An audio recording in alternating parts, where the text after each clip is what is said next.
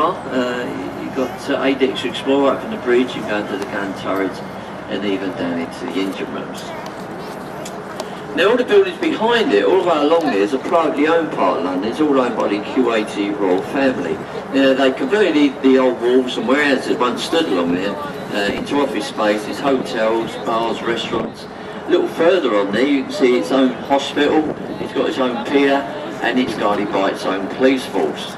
Now when these were working wharves along here, this was the larder of London. Now all the dairy produce that come into London came to this, into the unloading into the old warehouses that stood along that shore there. Now if we go back to the right hand side, we've got this yellow brick building here. This is at one time the Billingsgate Fish Market.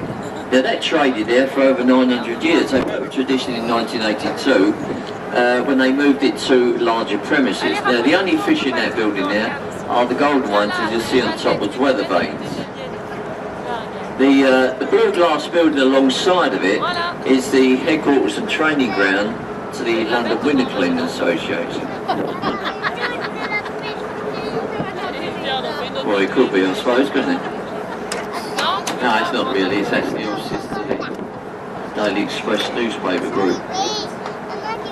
Right ahead of us, we've got London Bridge. Now, before we get to London Bridge, coming up in between the buildings on your right, you'll shortly see a tall column with a golden ball of flame on the top of it, and it's the monument to the Great Fire of London. And it was designed by Sir Christopher Wren. It was to represent a candle, as it said. It was a candle that started the fire in a baker's shop in Puddington in 1666.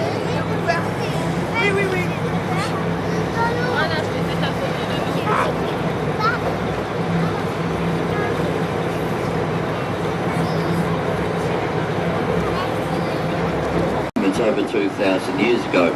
Now the London Bridge before this one was built is the one we sold to the Americans. The bridge was taken down stone by stone. Each stone we numbered, we shipped it across the Atlantic, and it now spans Lake Havasu in the Arizona desert, and that's where it is now as a tourist attraction. On the left between the buildings, Southwark Cathedral, that's the third largest place of worship in London. Parts of that date back to the 14th century. And also on the left in the little dotway is a little pirate ship. Anybody seen Pirates of the Caribbean? Yes? A few of you? Well that little ship over there has got nothing to do with that. That's a replica of Sir Francis Drake's ship, the Golden Hind. Drake sailed an identical ship to that one around the world. It took him 3 years. He had a crew of 80 cutthroat sailors on board. But that's a seagoing vessel. That's been around the world twice, tracing Drake's voyage in an Azee Museum.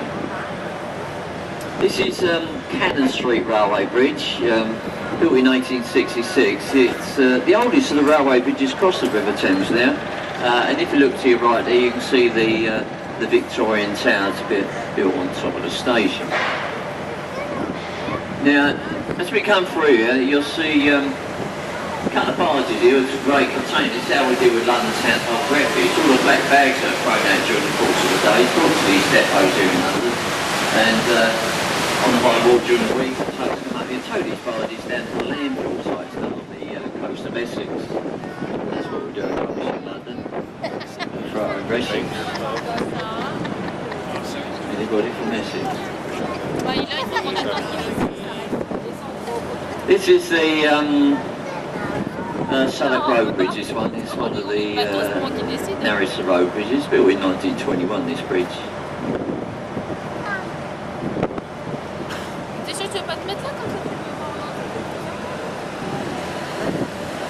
Now, through the bridge here on the right, this building here with the columns, this is Vintner's Place. This is the wine merchants of London. Very famous delivery company in there, the Vintners. Any new wines or brands imported in this country, this is where it's all brought and tasted for its volume before it goes on to the open market. But going over on the left-hand side, well, before I say that, talking about the rubbish bars, there's four going down there. They're going down to the down the river to the landfill site there. Now, over there on the left there is a white timber frame building. Look at it close, you can see it's got a thatch roof. It's got a lot of scaffolding around it at the moment. But that's the replica of William Shakespeare's Globe Playhouse Theatre, because it's the only building in London allowed a thatch roof since the Great Fire of London, but it's an open air theatre because that thatch is only round the outer part of it, and because of the weather we have in this country, they only perform a place during the summer period, so it's between May and September. It's all finished for this season, but guided tours are done around there most of the year, so if you want to have a look around it, you can arrange to do so.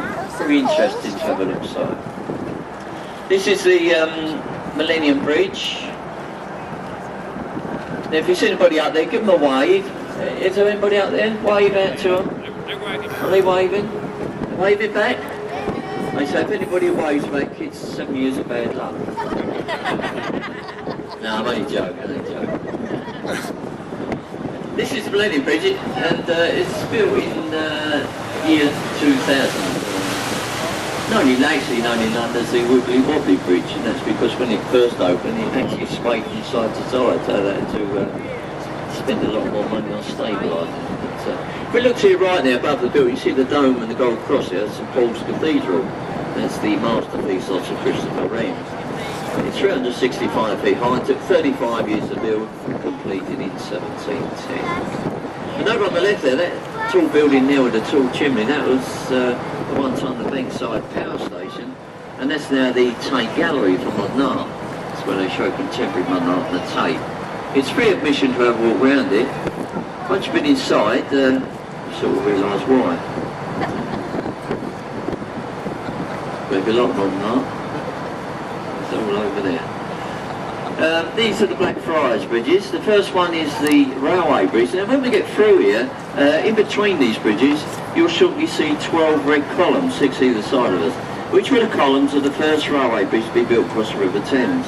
And it was the Alexander Bridge, built by the Victorian engineer, it's embarked King of Brunel, but the top became unsafe, so they had to take it down. They didn't remove these columns for fear of undermining the foundations of this road bridge. They built the railway bridge alongside it.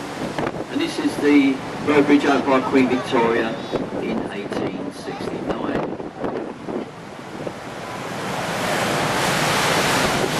Now through the bridge on the right, we've got the great building with the green sloping roof there. That was one time the City of London School for Boys, where some of the elder statesmen and politicians attended school. Lord Attlee, they went to that school. But if you look across the face of it, you see 4 statues, and they're 4 of our most English scholars. You've got John Milton, William Shakespeare, Francis Bacon, and Sir Isaac Newton. The Red Brick Building at Sion College, built in 1624, was a college for the clergy here in London. Now over on the left there is another Red Brick Building. It's the town spelling out Oxo.